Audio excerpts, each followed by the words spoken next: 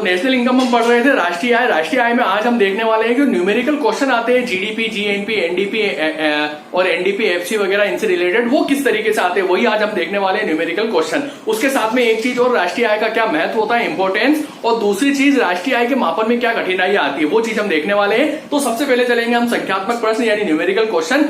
हमने last lecture में देखा था NDP, FC, GNP, GDP, NNP, इनके जो फॉर्मूले होते हैं वो किस तरीके से होते हैं, उन्हीं फॉर्मूले के बेस पर हम आज कुछ न्यूमेरिकल क्वेश्चन करने वाले हैं, ठीक है ना। उसमें फॉर्मूले में मैंने जो बता रहा है वो भी करेंगे और उसको उल्टा करके भी करेंगे, ठीक है ना। तो सबसे पहले चलते हैं हम संख्यात्मक प्रश्न पे। पहला जो प्रश्न है वो दे रखा है कि एनडीपी एफसी निकालनी है। क्या निकालनी है हमें? NDP FC. एफसी यानी फैक्टर कॉस्ट पे हमें एनडीपी निकालनी है, शुद्ध घरेलू उत्पाद। अब सबसे पहले शुद्ध घरेलू उत्पाद के लिए मैंने आपको लास्ट में बताया था, अगर आपको जीडीपी एनपी दे रखा हो, ये जीडीपी एमपी आपको दे रखा है, डेप्रिसिएशन दे रखा है, सब्सिडी दे रखा है और आईटी यानी इनडायरेक्ट टैक्स आपको दे रखा है, ठीक है ना। अब जीडीपी एमपी दे रखा है तो जीडीपी एमपी में से आप डेप्रिसिएशन माइनस करके सबसे पहले तो एनडीपी एमपी लाएंगे। क्या लाएंगे? NDP MP. एनडीपी एमपी का आपका फॉर्मूला मैंने आपको लास्ट लेक्चर में लिखाया था। एनडीपी एमपी जो है वो कैसे निकलता है? वो निकलता है जीडीपी एमपी माइनस डेप्रिसिएशन, ठीक है ना। ठीक है, तो जीडीपी एमपी आपकी क्या दे रखा है? 4000 दे रखा है, 4000 माइनस डेप्रिसिएशन 100 दे रखा है, तो इसको आप ये कर देंगे तो 3900 आपका आंसर आएगा। यानी आपकी जो एनडीपी एमपी है वो 3900 आ गया, ठीक है ना। अब 3900 आ गया एनडीपी एमपी। अब आपको चाहिए एनडीपी एफसी साधन लागत पर। साधन लागत के लिए मैंने आपको फॉर्मूला बताया था, एनडीपी एफसी आप कैसे निकालेंगे? एनडीपी एफसी का फॉर्मूला आपको बताया था कि क्या करेंगे आप? NDP MP minus IT plus subsidy, ठीक है ना। ये चीज आप करने वाले, ठीक है ना। अब देखिए आप एनडीपी एमपी आप निकाल चुके हो 3900, ठीक है ना। इस 3900 में आप क्या करेंगे? उस 3900 में माइनस इनडायरेक्ट टैक्स यानी 25 माइनस कर देंगे और प्लस कर देंगे आप सब्सिडी यानी 50, ठीक है ना। तो 3900 में 50 प्लस किया और माइनस किया 25, तो क्या हुआ? 3950 और 3950 में से 25 माइनस किया तो 3925, यानी ये जो आया आपके, ये आया आपके क्या? NDP FC. ये इस तरीके से आपको क्वेश्चन अगर आता है तो करना है, ठीक है ना। इसका उल्टा भी कर सकते हो। उल्टा कैसे कर सकते हो? मैंने यहाँ पे लिखा है, देखिए इसी से रिलेटेड है। देखिए एनएनपी एमपी आपको निकालना है, यहाँ एफसी निकालना था, यहाँ एमपी निकालना है ना। आपको क्या दिया हुआ है? एनएनपी एफसी दिया हुआ है, डेप्रिसिएशन, सब्सिडी, इनडायरेक्ट टैक्स, सब चीजें सेम है, केवल मैंने उल्टा कर दिया है। घरेलू उत्पाद की जगह राष्ट्रीय उत्पाद लेके केवल उल्टा किया है। पहले हमें एफसी निकालना था, यहाँ एमपी निकालना है। तो आप देखिए यहाँ पर क्या करना है आपको? यहाँ पे आपको जीडीपी जीएनपी नहीं दे रखा है, यानी आपको डायरेक्ट यहाँ पे शुद्ध उत्पाद ही दे रखा है। शुद्ध उत्पाद दे रखा है तो आपको जो डेप्रिसिएशन है वो माइनस करने की यहाँ पे जरूरत नहीं है, ठीक है ना।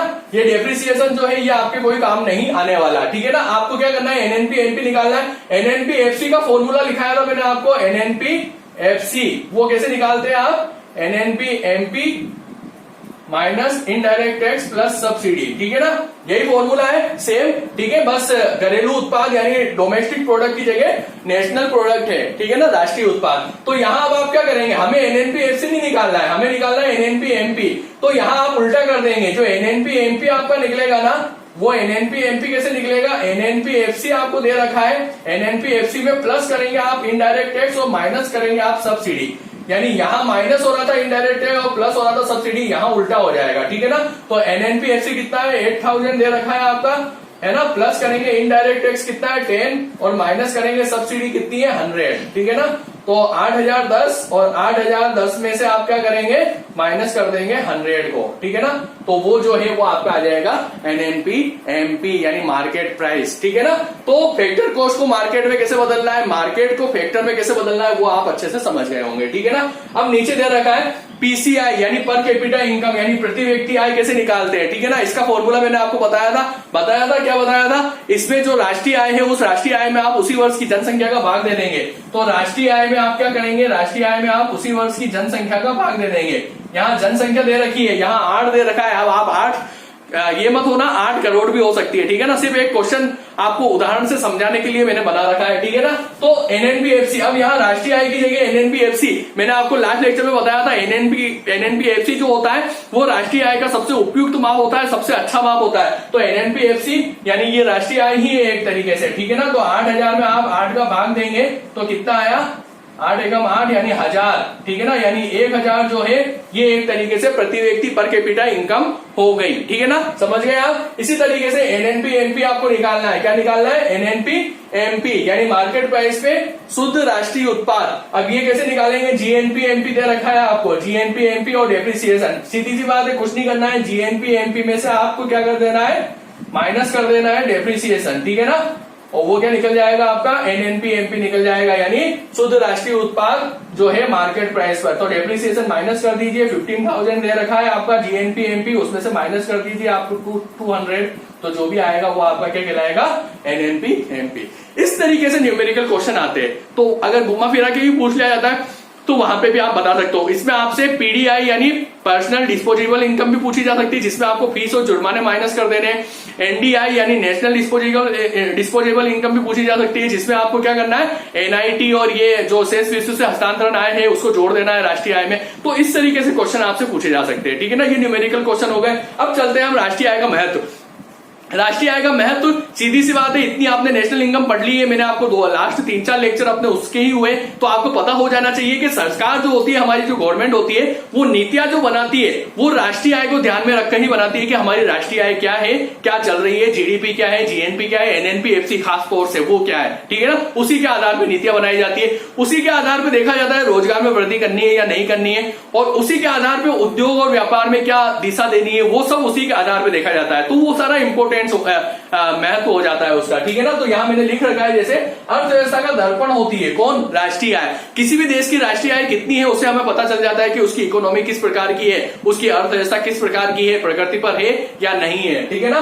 देश की आर्थिक जानकारी प्राप्त हो जाती है कि इकोनॉमिक इंफॉर्मेशन किस प्रकार की उस देश की, अगर हमें उसकी राष्ट्रीय आय पता चल जाती है तो, है ना। तो राष्ट्रीय आय बहुत इंपॉर्टेंट है, उससे हमें देश की आर्थिक जानकारी पता हो जाती है। आर्थिक नीति निर्माण में, जैसा मैंने अभी आपको बताया, नीतियों के निर्माण करने में राष्ट्रीय आय को ध्यान में रखकर ही नीतियां बनाई जाती है कि हमारी राष्ट्रीय आय क्या है, कितना हम खर्च कर रहे हैं, कितना हमें प्राप्त हो रहा है, ठीक है ना।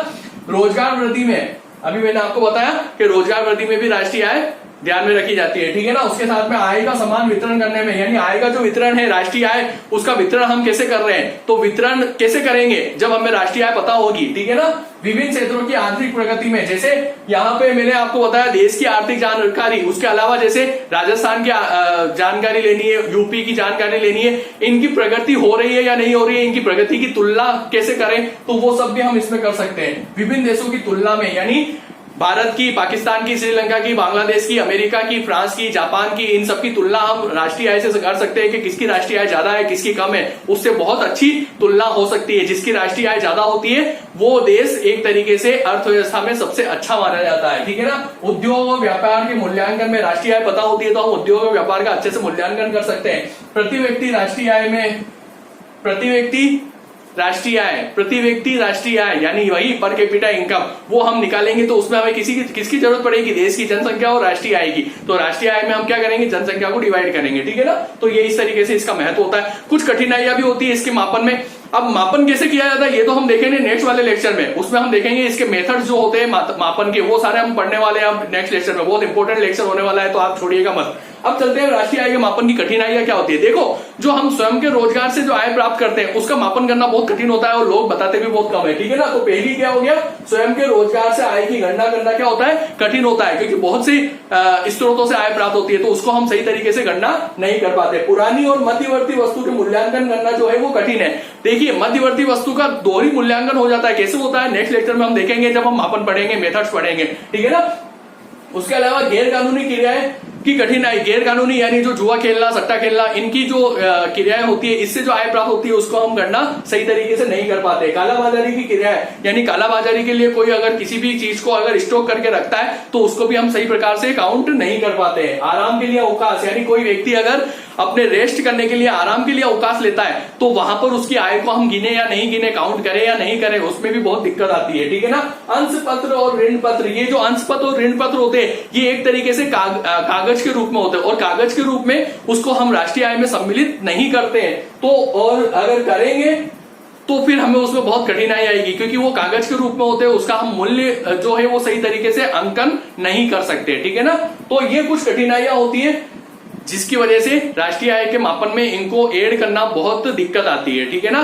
तो अब कैसे होता है मापन, उसके कुछ मेथड्स होते हैं जिसमें 3 मेथड्स मुख्य हैं। एक तो है इनकम मेथड यानी आय विधि, एक है व्यय विधि यानी एक्सपेंडिचर मेथड, और एक है उत्पादन या मूल्य वर्धित विधि जिसको हम बोलते हैं प्रोडक्शन मेथड, ठीक है ना। ये मेथड्स क्या होते हैं, ये बहुत इंपॉर्टेंट है जो नेक्स्ट लेसन में पढ़ने वाले हैं। आज के लिए इतना ही, धन्यवाद।